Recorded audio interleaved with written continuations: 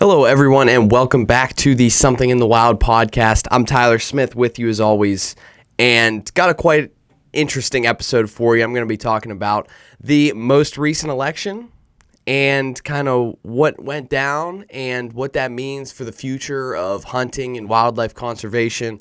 And I also want to talk to you a little bit about my mule deer hunt because I just finished up last night, cleaning up the skull, trying to get it ready for a European mount, and I royally screwed up. And I'll get right into that here in a minute.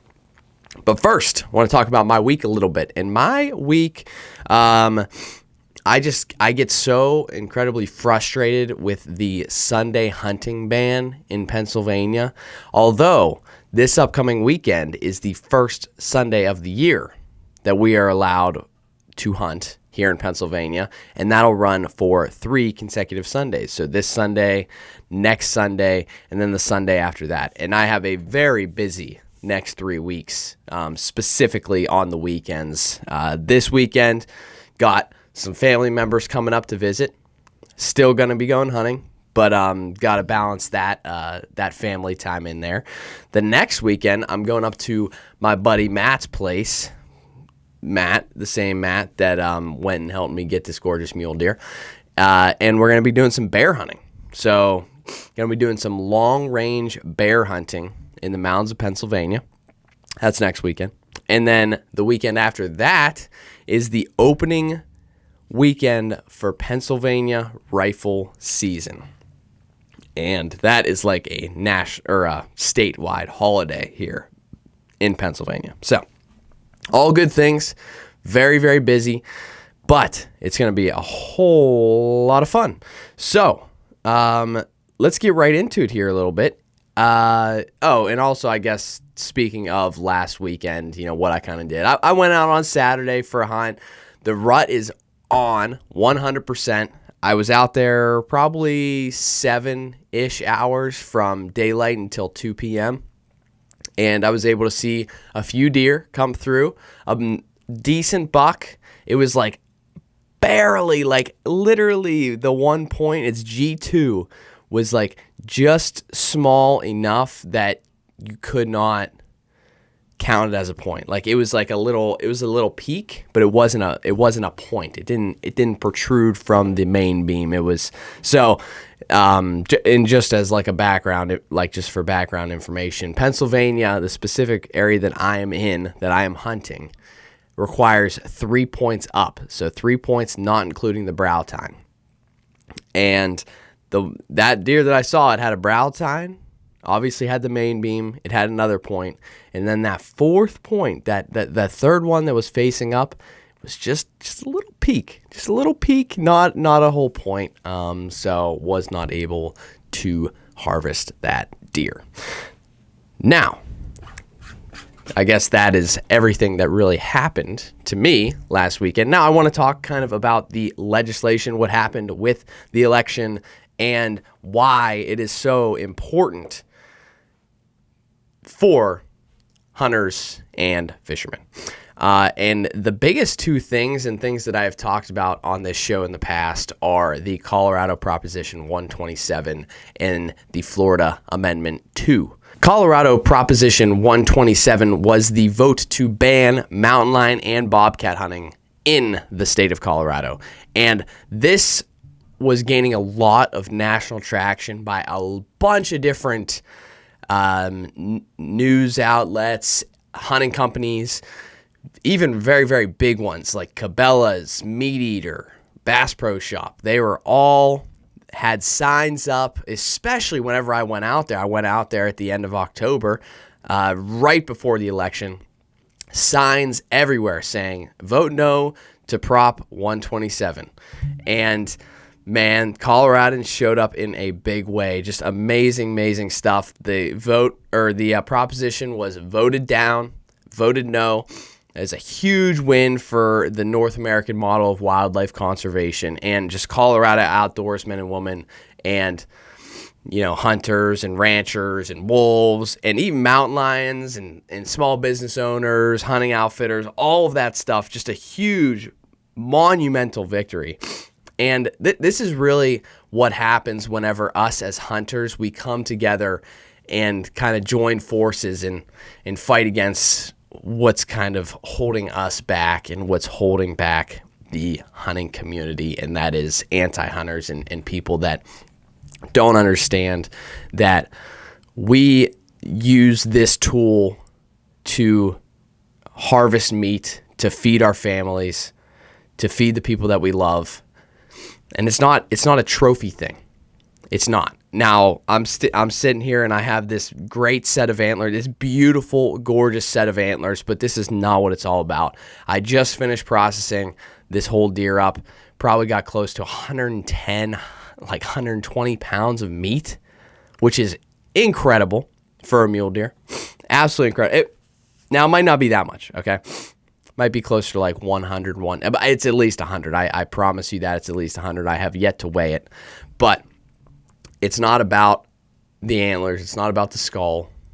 It's about the meat. But, I can't sit here with a bunch of frozen meat on the desk. This was just sitting here whenever I came in to record. So that's what you guys are going to see. But that's what happens when we come together and we help each other out.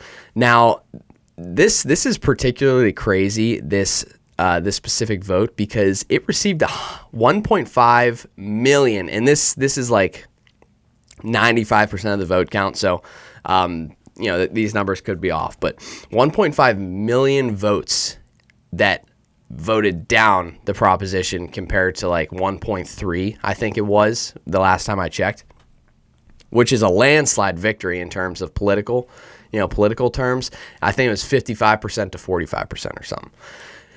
Now, this is especially crazy because Colorado, I looked it up, and I'm not sure how accurate this data is. I'm hoping it's pretty accurate based on what I was reading. This is the best information that I could find.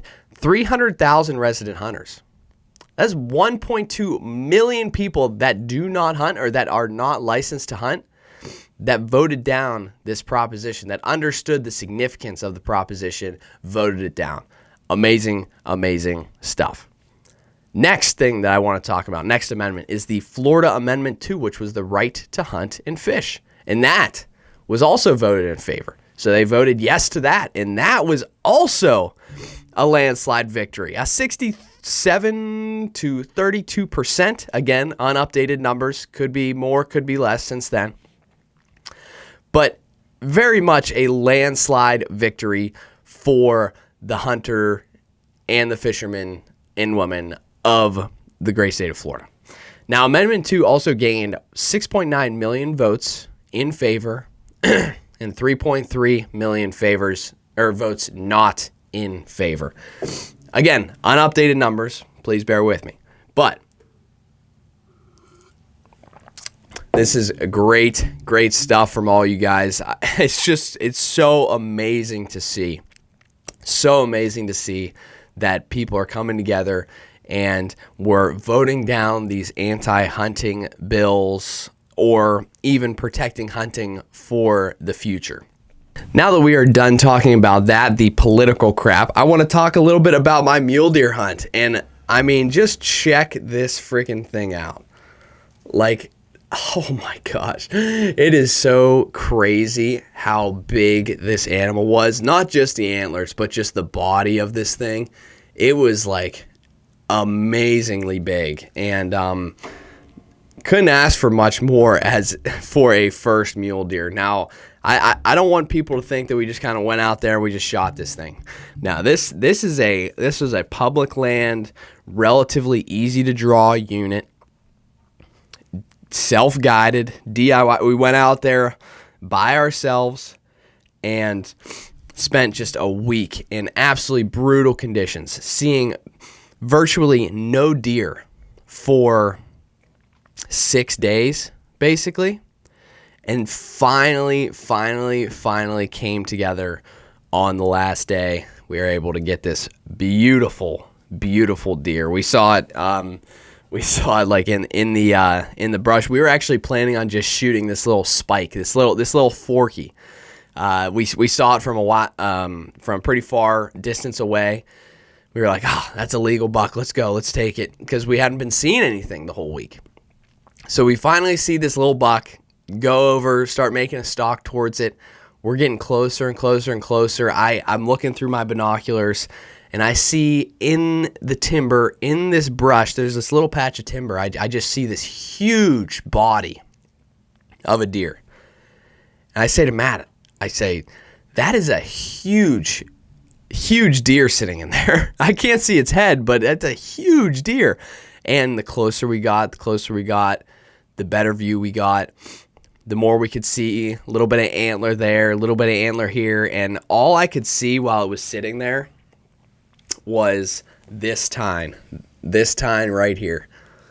And I was like, that tine is like a foot long. I was like, that is a really, really big deer. We need to get a little bit closer. We need to see that thing. And we eventually got closer, and we were spotting it, and Matt was like, holy crap, that thing is freaking massive. And fortunately for us, we were able to take a shot. And if you want to check out that video and you want to learn more about that hunt, more about the story, I put out a really long form video, hour and 15 minutes long. It's more of like a movie of that whole entire experience, the whole entire week. So, and what I did in that video, I didn't want to make it one of those like flashy, quick cutting,